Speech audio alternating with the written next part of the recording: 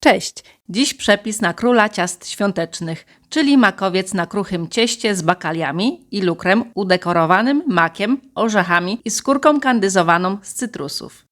Ciasto dobrze się kroi, jest miękkie, o idealnej wilgotności i przede wszystkim przepyszne.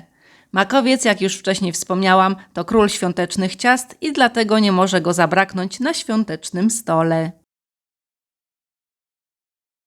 Krok pierwszy. Kruche ciasto. Do miski przesiewamy 350 g mąki pszennej tortowej. Wsypujemy 100 g cukru pudru, 1 łyżeczkę proszku do pieczenia i przesiewamy.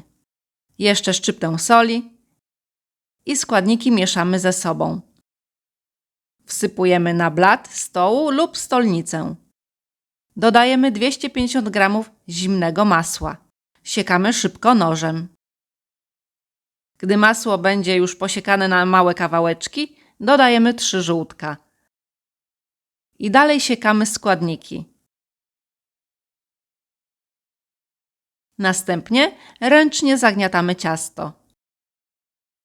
Gotowe, zagniecione ciasto zawijamy w folię spożywczą i wstawiamy do lodówki na 1 godzinę.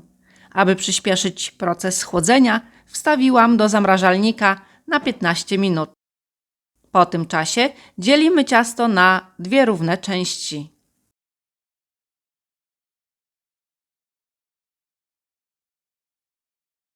Jedną część wylepiamy w foremce, a drugą zawijamy z powrotem w folię i wstawiamy do lodówki. Ciastem wylepiamy dno foremki wyłożonej papierem do pieczenia. Moja foremka ma 24 na 24 cm. Wstawiamy do nagrzanego piekarnika i pieczymy w funkcji góra-dół w 180 stopniach Celsjusza przez 15 minut. Po upieczeniu pozostawiamy w foremce do wystudzenia. Krok drugi. Masa makowa. 100 g rodzynek. Ja tutaj mam rodzynki korynckie. To są małe czarne rodzynki odznaczające się słodszym smakiem i bardziej intensywnym aromatem niż pozostałe odmiany rodzynek. Rodzynki zalewamy bardzo gorącą wodą. Odstawiamy do wystudzenia. Do misy wsypujemy 300 g mielonego maku. Gotowy mielony mak możecie kupić w prawie każdym supermarkecie w Polsce. Zalewamy go wrzącą wodą, tak aby woda przykryła cały mak. Odstawiamy do wystudzenia. Gdy woda z rodzynkami wystygnie, odsączamy na durszlaku. Odstawiamy na chwilę. To samo robimy z makiem. Gdy woda wystygnie, przecedzamy mak przez sito o drobnych oczkach. Dociskamy delikatnie. Można mak przecisnąć przez szmatkę. Odstawiamy na chwilę. Do misy miksera przekładamy 5 żółtek, 250 g cukru i miksujemy na najwyższych obrotach miksera około 6 minut do uzyskania jasnej i puszystej masy. Zmniejszamy obroty miksera do najniższych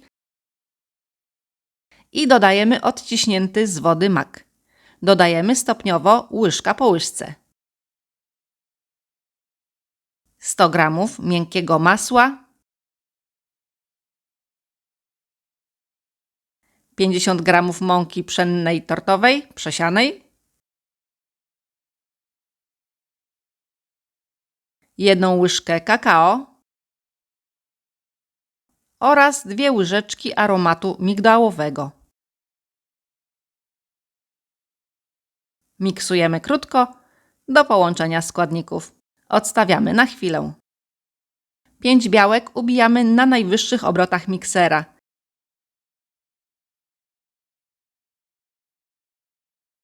Gdy powstanie piana, dodajemy szczyptę soli. Białka ubijamy ponad 10 minut na sztywno.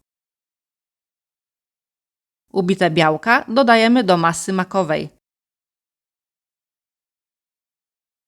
i delikatnie mieszamy.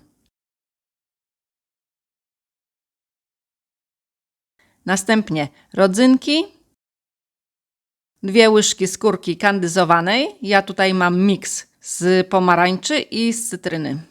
100 g orzechów włoskich posiekanych i mieszamy.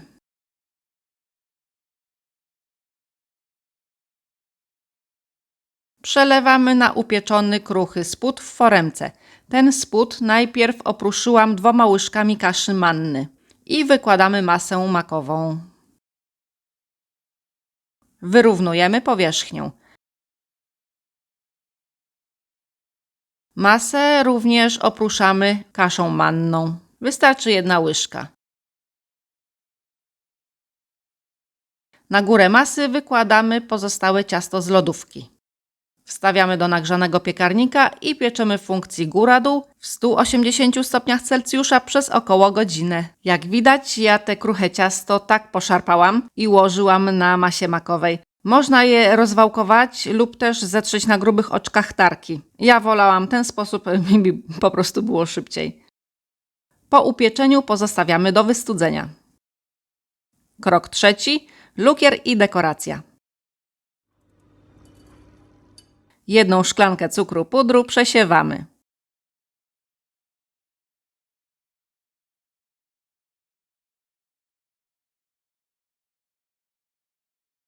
Dodajemy 2-3 łyżki gorącej wody oraz 2 łyżeczki soku z cytryny. Mieszamy. Jeżeli lukier jest zbyt gęsty, dolewamy gorącej wody. I tak dla informacji, jak woda jest gorąca, to ten lukier się lepiej rozrabia. Jeżeli jest za rzadki, dosypujemy cukru pudru. O, i taka mniej więcej powinna być konsystencja lukru. Trochę lejąca, jak widać. Lukier wylewamy na ciasto. Rozsmarowujemy najlepiej za pomocą pędzelka. Jak dla mnie to lukru było za mało, więc dorobiłam jeszcze 1 porcję. O, i teraz jest idealnie. Górę ciasta dekorujemy makiem. To nie jest mak mielony, to są całe ziarenka. Kandyzowaną skórką z pomarańczy i cytryny oraz posiekanymi orzechami włoskimi. Można też dać żurawinę.